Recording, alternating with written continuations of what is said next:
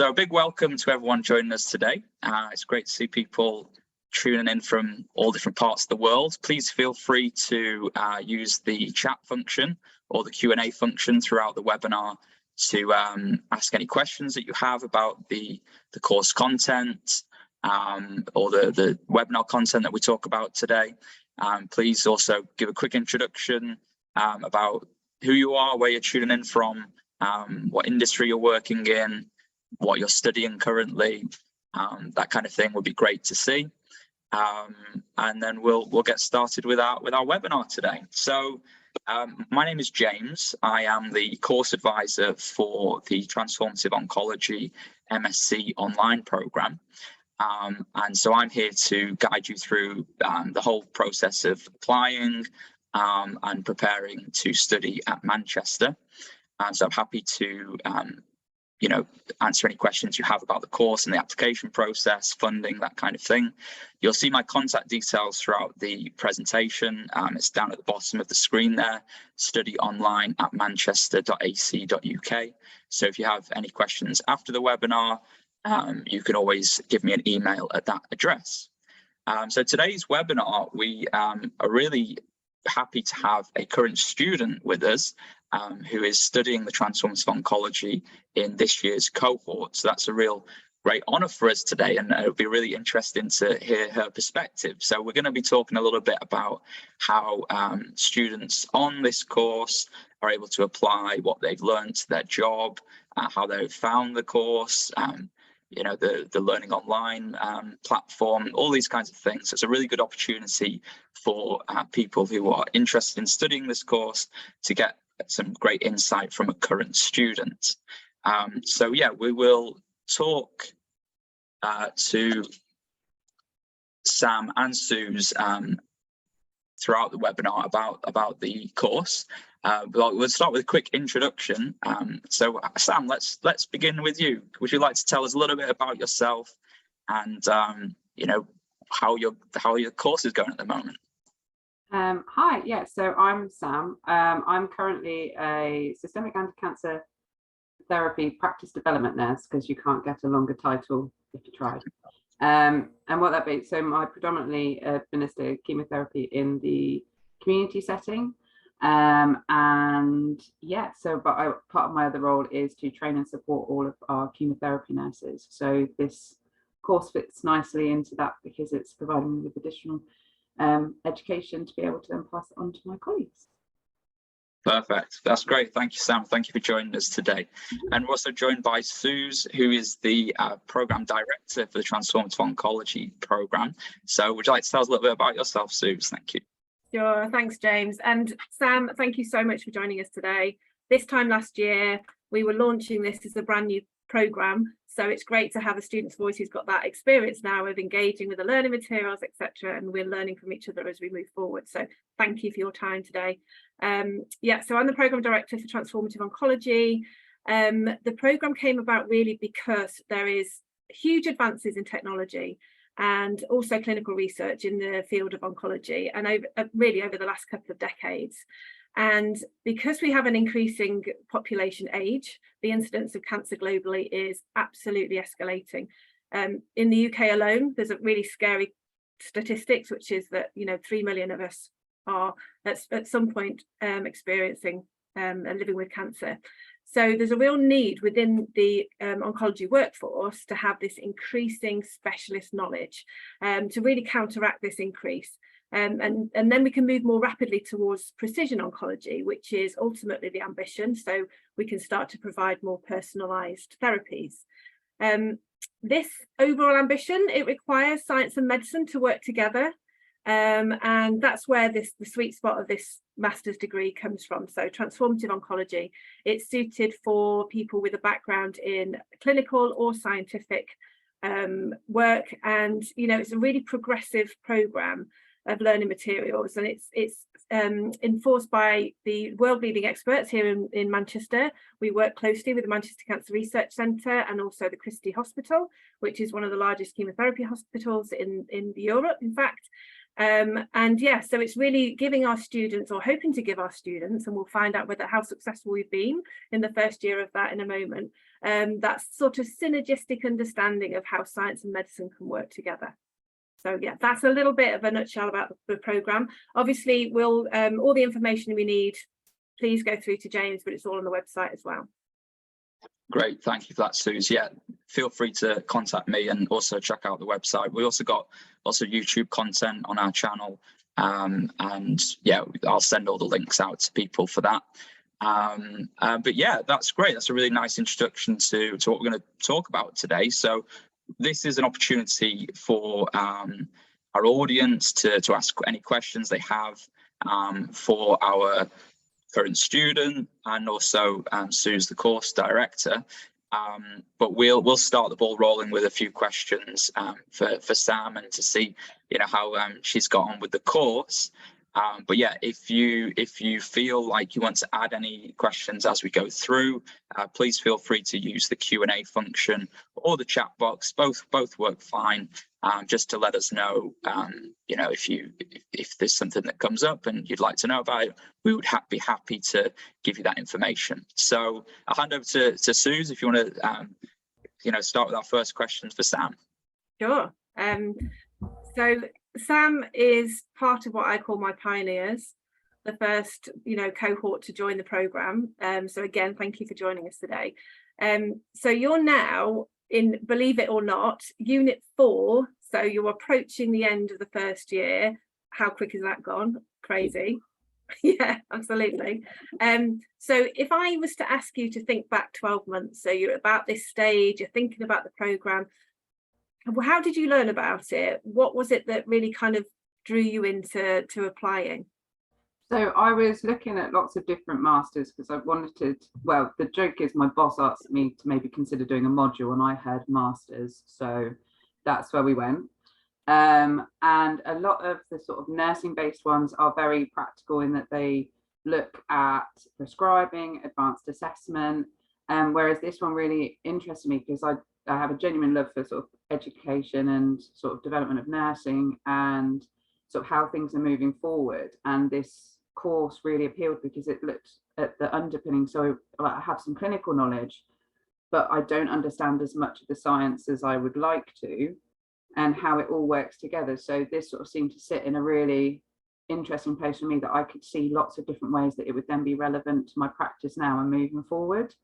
And then potentially off the back of that, other things that we could develop for our clinicians where I work. So yeah, that's sort of where it sits for me. Fantastic. And that's really good to hear, because that's exactly where we want to try and sit.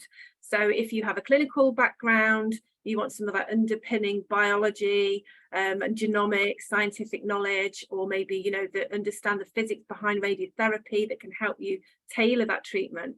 And on the flip side, if you're, we have a research background and a scientific background, understanding how, the biology can influence cancer treatments, and how the importance of giving cancer care with equity and, the patient voice and all of that side of stuff as well is equally as important.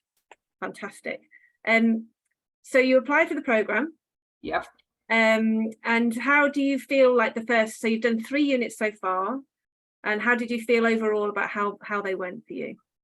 It's been really good, actually. I know, because as you call us pioneers, I call us guinea pigs, but yeah, as pioneers, it's been really interactive in that, as we've gone through the modules and we said, actually, it would work, can we have more of this sort of content? Or, because all of us on my cohort, especially, we're all working professionals. So, getting together and working as a group is quite difficult, or anything like that. So we all, process information differently. So we're able to speak to yourselves, of course, leaders. We've got a wealth of expertise at our fingertips. So if we've got a specialist interest, we're able to, liaise with those through the discussion boards, but also you can set up meetings, emails. It's really good that, we're able to sort of communicate with each other, but also with all the specialists in the field. And I found that really beneficial, in the fact that as the as the modules have gone on, we've kind of got more used to the pace, so sort of settled in a bit more, but then also gone, actually this kind of still, we struggle with this element, and then that's something we know that perhaps will change as we carry on going through to next year. Very exciting. Absolutely. So that's really great to hear. So I did very carefully select all our unit leads. And, you know, part of their training has been to be adaptable and flexible and spend that time listening to our students and making sure that we're sort of, you know, adapting accordingly. So just for context, the units run for 8 weeks. As you know, we'd have a notional timetable of a 6-week block of teaching or learning, which is all accessible online. And during that 6-week block, there are usually 3 opportunities to engage synchronously with one of our experts or the unit lead. Sometimes these are sort of tutorials and discussions. Sometimes they're a bit more of a presentation or a, you know, a guest speaker or that sort of thing. But yeah, we really do try and offer that experience and, you know, that opportunity to interact directly. And you worked with us as well, because we're actually across different time zones as well. So you worked with us to sort of find the best time for us, because, you know, when we found, I think it's Thursdays are the best day, oddly, for all of us, and that's been really nice. And we actually have a WhatsApp group to help with this, because when British summertime happens, people don't realise that the tutorials are at different hours. So it's my job, I think, most of the time to go, this is your hour warning that we've got a tutorial. And it's also where, you know, if things happen and people have been pulled into clinics, we can let lecturers know, but also they can pass on any questions. So we found that's a good sort of addition to, so that we can all get the most. And all these tutorials are recorded as well. So if you aren't able to make it, you can submit questions. And sometimes, because I found it difficult sometimes with online learning that you miss that interaction. So I find these tutorials are really good, that you get that sort of one-on-one time with the specialist, but also with your colleagues and the other learners, and just being, because we've all come from different areas, so we all have different inputs and perhaps different ideas. You know, we're not all clinicians, or even all clinicians within the same scope of oncology. So it's really, really interesting, and it's good that that's kind of brought us all together, and it improves our learning as well, even with all the Padlet. So we have different sort of group exercises that you can do at any time, and you can go and read other people's and relate, and that's not time sensitive so much. So that's really good as well, because you can see. So I've learned a lot about medicine in Hong Kong because of one of the learners, and that's really interesting, something that I would never have really had access to, but also informs stuff that we do as well, how similar things are, how different things are, and different ideas that we come with. So it's really good. Fantastic, absolutely. So being flexible is one of the main things that we try to achieve with the programme. So as you say, the majority of applicants are working professionals who already have a full-time job. So we look to provide something which is part-time. The notional hours is probably 15 to 20 hours a week. Some weeks I've noticed, you know, and we have the flexibility built into that. So sometimes the learners will be keeping up on track with that and doing it quite regularly. Other times you'll have a particularly busy week, for example, and you cram it on over the weekend. And, you know, there's flexibility built in to be able to do that. And that's, hopefully that's working for you guys as well. Yeah, definitely. The flexibility around where, you know, some things happen, you've got life as well. I think I know particularly I underestimated how much time I would need to dedicate to this, and how busy my life was. So I've had to, you know, cut some things out. But actually the flexibility of it is good, that if, you know, you've got a really busy couple of weeks and you need to, then you block out time. But if you're looking to study, one thing I would say is make sure that you do dedicate time, not an hour here or there, but blocks of time, because it's a master's. There's a lot to go through, and you need to really focus on what you're doing. And some of the science made me want to crawl under a table at times, but it's fascinating and amazing, and I've learned so much, but I had to almost take it back further than they were teaching me to sort of build my knowledge up to then be able to understand, and you have to then allow time for that. So but if you do give yourself the time, the wealth of knowledge that you gain from this course is yeah, it's really good. Fantastic, that's great to hear. And I think because the course is broad, because we try to cover you know, a lot of different areas. You do have to go in depth to certain aspects of it, so you do have to really get your brain in the game, as it were. But we are here to answer any specific queries, and if you're struggling, that's this community of practice we're talking about, you know, trying to interact with your peers but also interact with the academic staff, and we try to be really just as approachable as we possibly can. But also I think it's really important to say that just because you're online and you're all over, scattered all over the four corners of the globe, you're still a Manchester student. Yeah. So, you know, we still want you to feel a sense of belonging and a sense of partnership with the university. So hopefully that's coming through as well. Oh, absolutely. So with all the resources that we've got, we know that you're all contactable at any time. And even amongst ourselves, we all know that we're our little cohort of Manchester students. Doesn't matter that we're across the world, and we all help each other out. And actually, one of the things I think we were all guilty of in the early stages was kind of not asking for help and going, actually, this is too much for me. Because when one person was brave enough to say it, we were all like, oh, we're all feeling like this. And then we were able to come to you guys and go, okay, so we're all struggling with this concept. And then they were able to support us. We had an additional tutorial, and we're able to go through these things. So that's what I mean by it's so flexible to us as learners. And it's going to depend, I guess, on the different people that you have from different. If you have some more scientists, it might be that they're then able to translate some of that to us, and then we're all at the same level that we can learn together. So it's about using your cohort of Manchester students with the lecturers and stuff provided. Sure. Yeah, so just going back to what you said about time zones and then learning from your peers and, you know, other healthcare systems and those sorts of things. So this year in particular, so we have UK, but different parts of the UK and different job roles. So that brings a lot of diversity. We have Hong Kong, as you've mentioned, we have Kenya, we have Uganda. So we've got so many different current skills, but also people who are looking to develop different types of skills so that they can integrate directly into their practice. And that's something that we're also quite cautious of.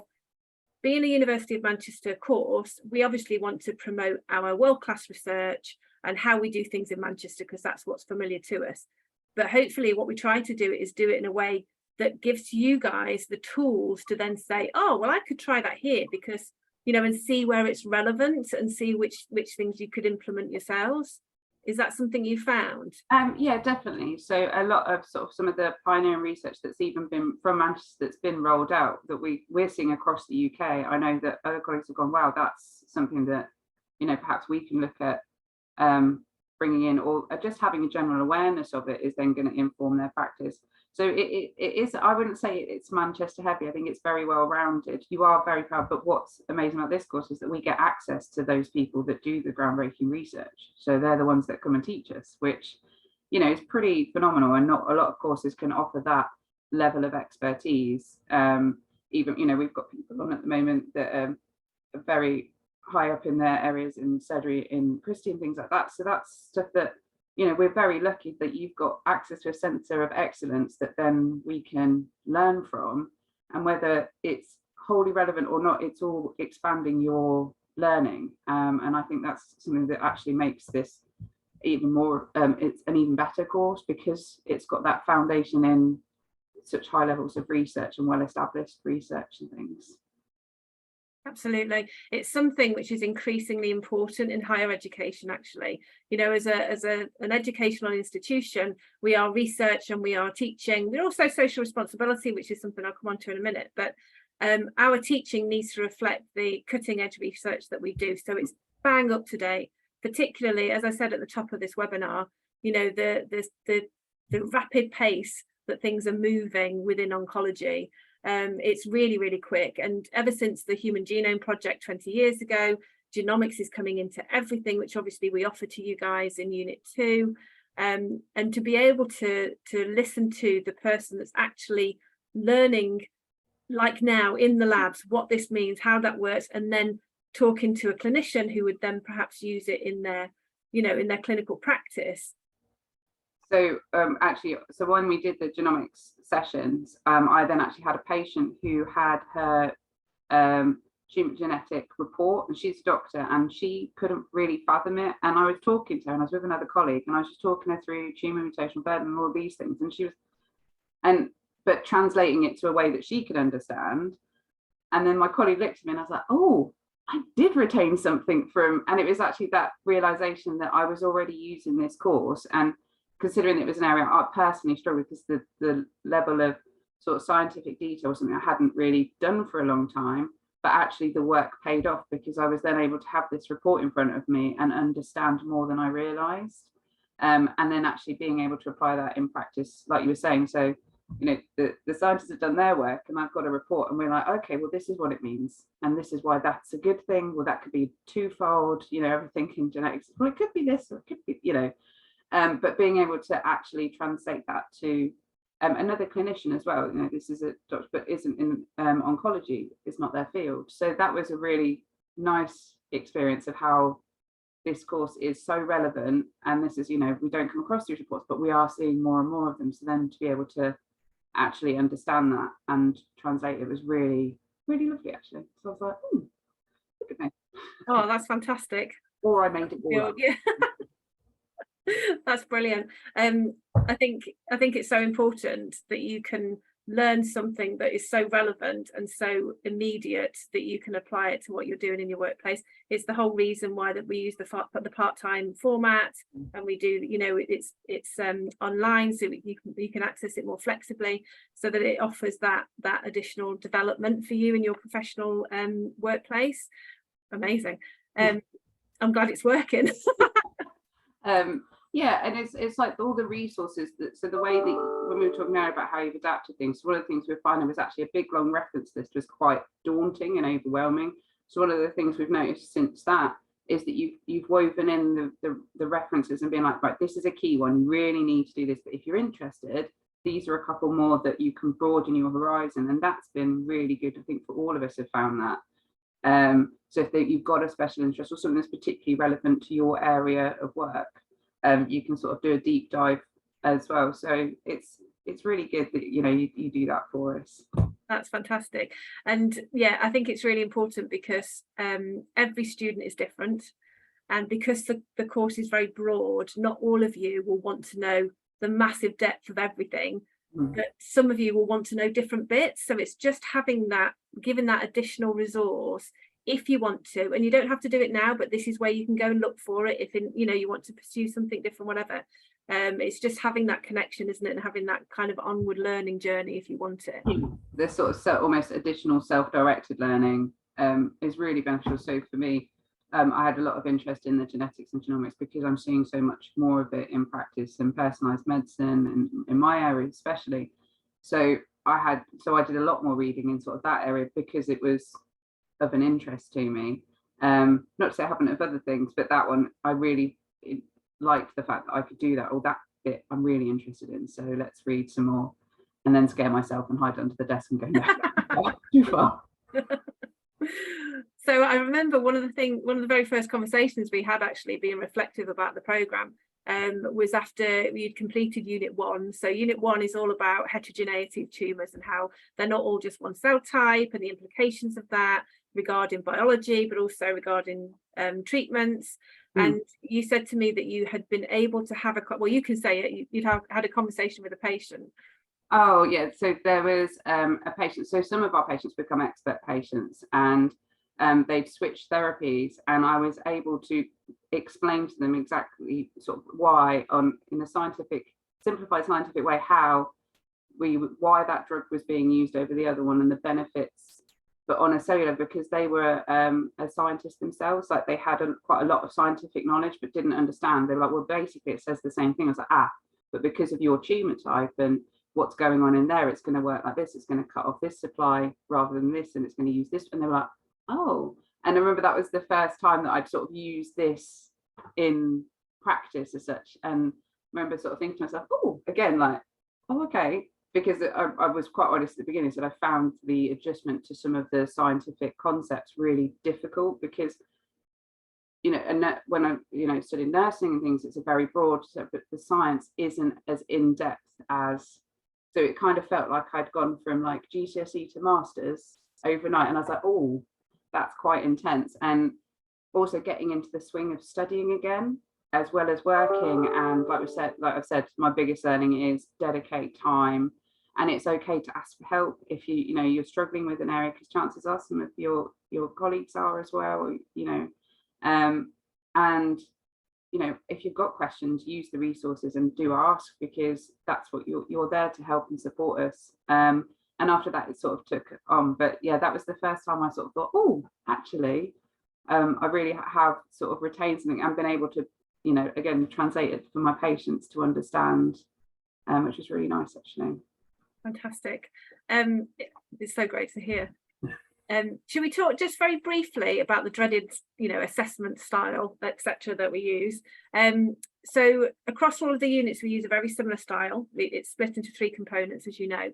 We use multiple choice questions to really pick out, fine detail of understanding and knowledge across the broad content of the unit. Then we use a sort of comprehension, so written, so most of you this so far have chosen to do a more traditional written version.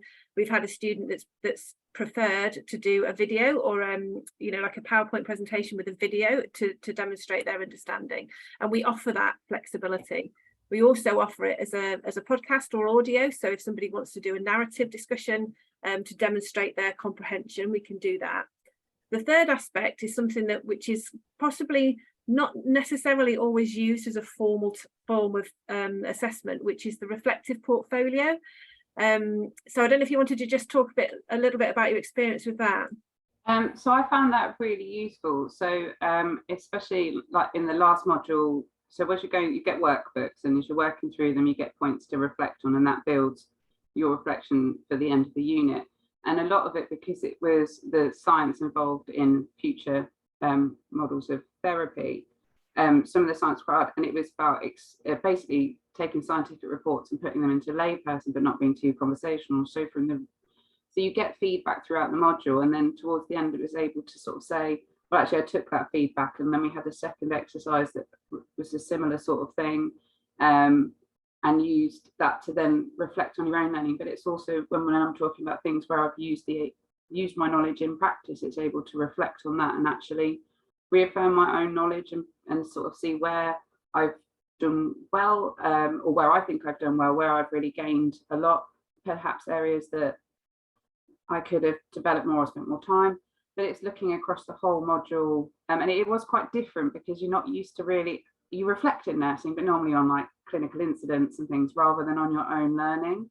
Yeah. And actually it was a good way to sort of reaffirm what you have learnt, and what you can take forward, and what in particular you found beneficial. So yeah, that was a bit, I'm not gonna lie, it was a bit odd to start with, but we've kind of got used to that stage. And I will say on the essay front, I'm a nurse, I don't like change. I don't think I could do a podcast, I could just have a meltdown over it. It's like, no, I can write an essay, that'll do. Absolutely fine. But again, that's the reason why we offer the choice, the flexibility, because all of our learners will come from very different backgrounds, and your educational route to this point will be very different and varied. So, in some countries, they don't use multiple choice questions, for example. In other places, essay writing, what's that in science? I don't understand, so it's trying to give it enough variety to capture the learning across the board. I did think it was when I first saw that, I was like, oh, that's really nice actually, because for some people as well, writing an essay is their absolute worst nightmare. So to be able to do that sort of in a conversation video format, I did think it was very much appreciated. And I thought about it, and I was like, no, I'm going to stick with what I know, because I'll probably delete it 7 times and God knows what to do to it. So yeah. But you never know, by this time next year when you're in Unit 8, you might be just podcast away. Like, hi. With my little microphone and cat, probably. Yes, probably. Fantastic. So just talking about the reflective portfolio a little bit, what I was going to say is, so I'm from a scientific background, so I've got 20 years of research, and we used to reflect a lot. You'd have a lab book that you'd write all of your experiences, what went wrong, what went right, how you did your experiment, what you're going to do differently next time because it didn't work, all of that stuff. So to me, it's quite a natural thing. And I think for clinicians, it's also a natural thing when you think about doing patient reports and what you would say next time, but it's not necessarily a skill that you often formalize, if that makes sense, and get marked on.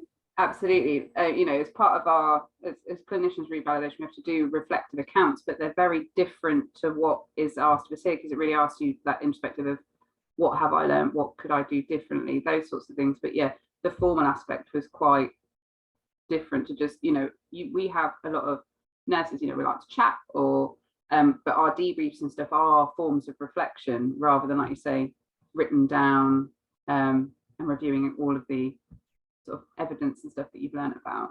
Yeah, but I do like it, and it has been really beneficial for me to see my progress. So excellent, that's good to know, because it's really, really helpful for us as well, especially with it being a new program. It's another way that we can get a sense of exactly how you're feeling about the learning materials, the pace, the content, the amount, you know, all of that stuff.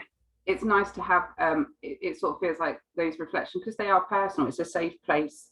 If you don't feel like you can talk in front of others in modules, or you don't want to put on a discussion board when you're reflecting in there, you can be honest, say that I really struggled here, but this is what I did about it.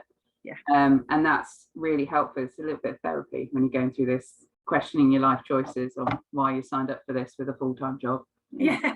Yes. Yeah. No, that's fantastic. That's great to know. And you know, at the moment we haven't really spoken much about the research element of the masters. We wanted to let you have, you know, you've almost had your year, so this, by the end of this year, you will have completed what would be the equivalent of a postgraduate certificate already.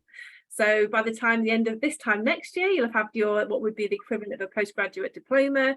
And these are actually entry qualifications that we offer for the programme as well. So if there's anybody on the call who's still not sure and you might want to just dip your toe in it, absolutely fine to come in and do the PG Cert and do the year, or do it part-time over a couple of years if you prefer, and then you can come back and you can add on and you can scale up if that's what you want to do. Just very briefly, because I know I mean, you and I can chat forever on this, I think, but in terms of the research aspect, the research element of the project, of the master's degree, we offer, again, we try and offer choice. So there's an option to do like a placement project, so we'll link you with supervisors and you'll do a project in that, or you can continue your online journey. So we have a custom built oncology sort of contextualized online learning element, which gives you the same level of development in research skills. So I'm not going to ask you now, I'm not going to put you on the spot, but you know, if you've been thinking about what you want to do, it's more just to talk a little bit about, you know, the research element of going to the full masters, I guess. Yeah, I'm not going to lie, there's a bit of trepidation there, because I know it's a big piece of work, but from where I'm working at the moment, the benefits of it, I kind of see it as like I'm doing one lot of work to get two benefits. So I should get my master's, but also I'm looking into sort of the genetics, genomics, and possibly looking at the service that we could offer patients and how that would work. So but by doing that, I'm then also doing my job. Yeah. So it's kind of a twofold. So potentially could benefit patients in the long run, might not, but at least I can do the research and look into whether it's something that is actually sort of viable in the environment that I work in. So I find that really exciting, but also very daunting, because that's a lot of work. But I like the fact that we're going to be given freedom. I know that you will, I think you were talking before about looking at supervisors for us, but making sure that we get the right sort of supervisors, depending on the area that we're looking at. So I think that's really good as well. So we'll have this, you know, I'll keep going on about the amazing support and access to knowledge that we have. But yeah, having someone like that being able to support your project would be, yeah, amazing. Fantastic. Yeah, we're trying, you know, we really want to offer the opportunity, not throughout the program actually, not just for your learning to integrate into your workplace, but also your workplace to influence your learning. So it's a kind of, again, it's looking for that synergistic relationship, which will just, you know, it will just broaden your skill set, evidence that skill set development, give you the qualification, but also inspire you hopefully to weave a little bit more of this new and innovation learning that you've had throughout the program into your practice, so that you can fly in the field of oncology, really. Yeah, no, definitely. I've already, like we said, you know, I'm already experiencing elements where I'm actually like, oh wow, that knowledge is rattling around in there somewhere. But also then for me, you know, I enjoy clinical education, so then it's looking at the bigger picture after this, sort of how can we then adapt and support more nurses, and you know, we all need this increased knowledge, as you said. So yeah, it's opening up a lot of doors. And And it's nice that this course isn't sort of the practical, typical that you would go, that nurses sort of encourage, you know, do your prescribing, do this. And I think this is actually personally far more exciting way that, you know, you're going to sit in this, like you say, your nice little niche between the science and the medicine, and being able to talk both languages is invaluable in this area. Fantastic. I'm really, really thankful. I'm glad that we had you on today, because, you know, I haven't done your questions, James, I'm afraid. We did have a little bit of an idea of what we needed to talk about, but we've just kind of freewheeled. But it's been brilliant, absolutely brilliant. You've been sitting very patiently, James, in the background. No, that's great. It's great to hear so much about, you know, seeing the outcomes of your learning. You know, the actual benefit it's bringing to you, to your job, to your patients, and you know, I can see Suze's face lighting up when you say it. You know, it's real. You know, it's a real great. It's no, I haven't even paid her. But you know, that's the whole aim of this course, isn't it? It's you know, there's so many benefits to doing this. There's some people are going to, you know, patients will benefit, clinicians, scientists, everyone's going to really see you know, see some strong results from it. And you know, it's great to see those outcomes. So I think that our audience has also enjoyed hearing that. So if people have any following up questions to anything we've talked about there, please feel free to just pop it in the Q&A, and we can answer those for you. In the meantime, I'll just do a quick overview of some of the details about the course. So yeah, in the meantime, feel free to ask any questions. But yeah, Suze mentioned before that there are both the master's option and the PG Cert and the PG Dip option. So if you want to just do 1 year of study, you could do PG Cert, but then you're always free and flexible to upgrade it to a diploma or a full master's. We've touched on the flexibility of the program, so it's part-time, and you can work it around a lot of other commitments. So it's a 1 year program if you're on the PG Cert, 2 years for the PG Dip, and then 3 years for the master's program. 15 to 20 hours per week is recommended. Obviously, that's going to vary at certain times, but you know, the flexibility comes in there. And our next intake is September this year. So if you are interested in the course and starting in September, applications are open. If you apply soon, you'll also qualify for an early application discount. So just keep an eye on that to make sure that you get your application in before the deadline for that early application discount of 10%. So not to be missed out on.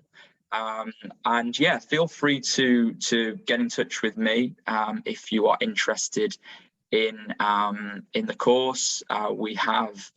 I can offer consultations to go into more detail for people who might be interested in the